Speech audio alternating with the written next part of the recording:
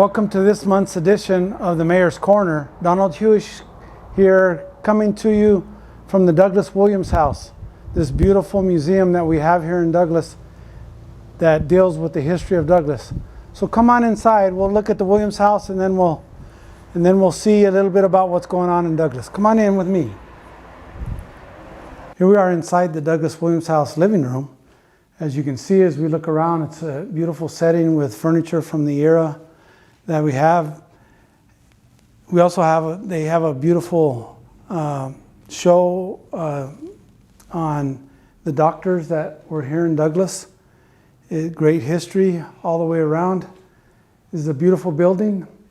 They're open for tours every Wednesday and Friday from 1 p.m. to 4 p.m. So take an opportunity and come on down and visit the Douglas Williams House and see some of the great history and really see the spirit of Douglas as it's displayed here at the Douglas Williams House. Welcome to the study here in the Douglas Williams House. This desk right here was owned by the original owners, Mrs. Douglas, when the house was originally built in 1909 at a cost of around $14,000, which in today's money would be over $500,000. It's a beautiful home which was later purchased by the Williams and is eventually left to the Historical Society, which have done a fantastic job, and we want to thank their wonderful members and especially their board of directors that allowed us to make this here today.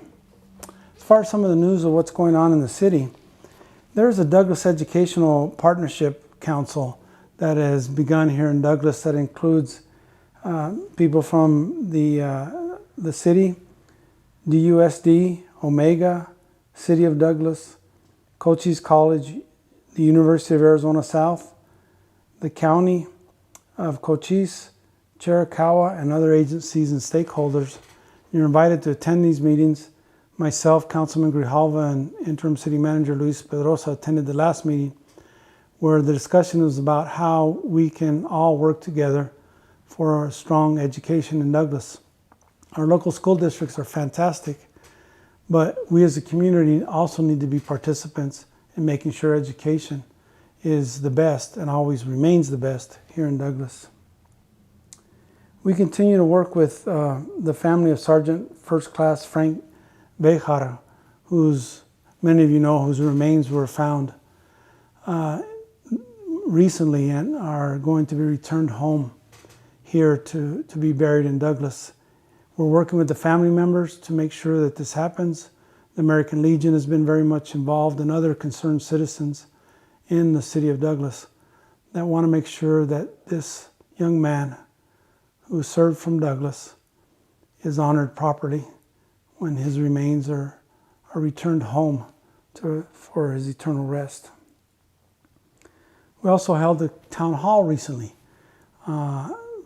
regarding many subjects, and we appreciate all the community members that attended and those especially that participated online.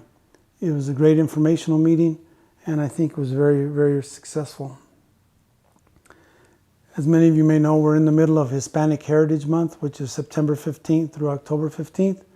I issued a proclamation concerning that, and seeing how Douglas, that's very much a big part of our culture here, that it's important that we recognize the many, many contributions that the Hispanic culture and the Hispanic people have made, not only to Douglas, but the entire United States and the entire world.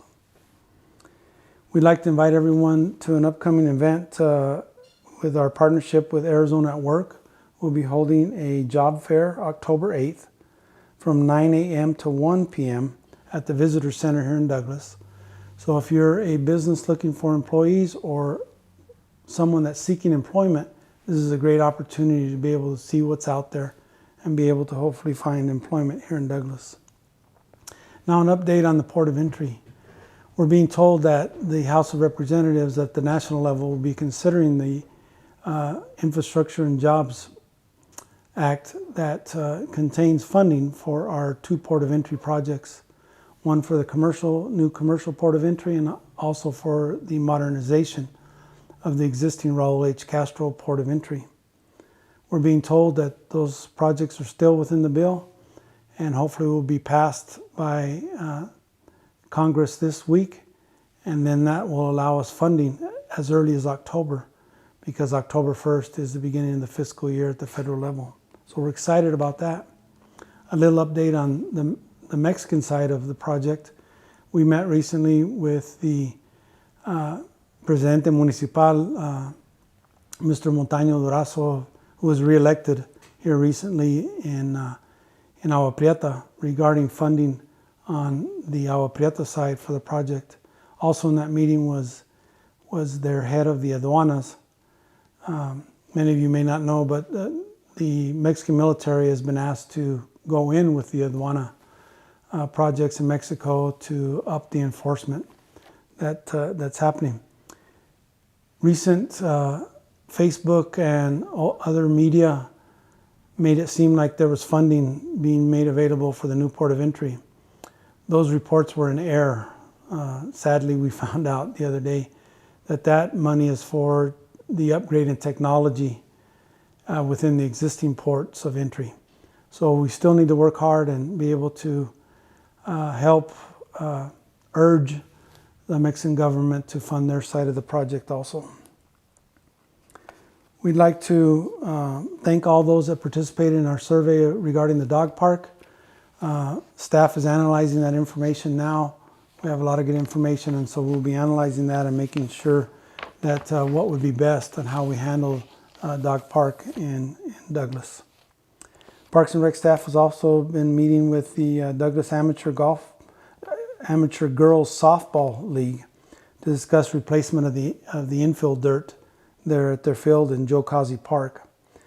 The city was able to obtain a grant most graciously given by Freeport McMoran in the amount of $5,000, but the cost to redo the entire infield is $20,000. So they were brainstorming and trying to figure out how to go about raising the rest of those funds to be able to replace that infield and make it adequate for softball play.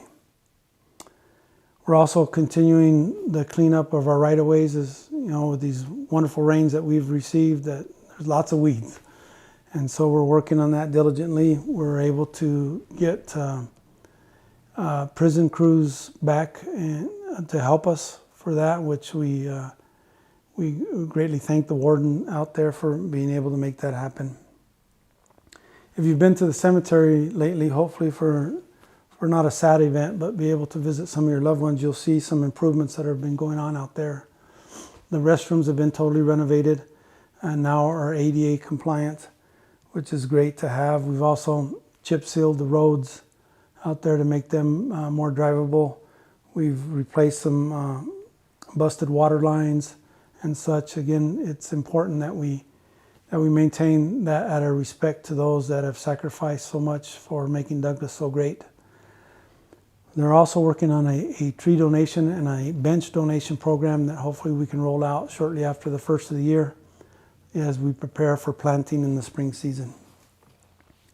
We're excited to announce that the Douglas Public Library received a NASA grant that will add to the scientific and education here amongst our young people here in Douglas. It's a STEAM grant, which means science, technology, engineering, arts, and math. And we're one of 60 nationwide libraries, only 60, and we're one of them that received this grant. So it's called NASA at My Library.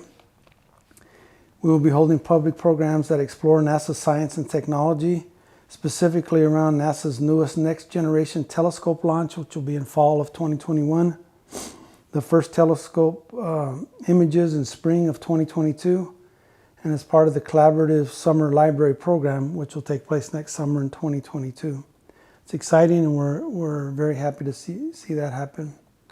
We're also, as we announced before, a recent grant that the library received for STEM Story Walk, that being installed at Raul Castro Park there on 10th Street, and we're hoping that that's up and running by Halloween programming.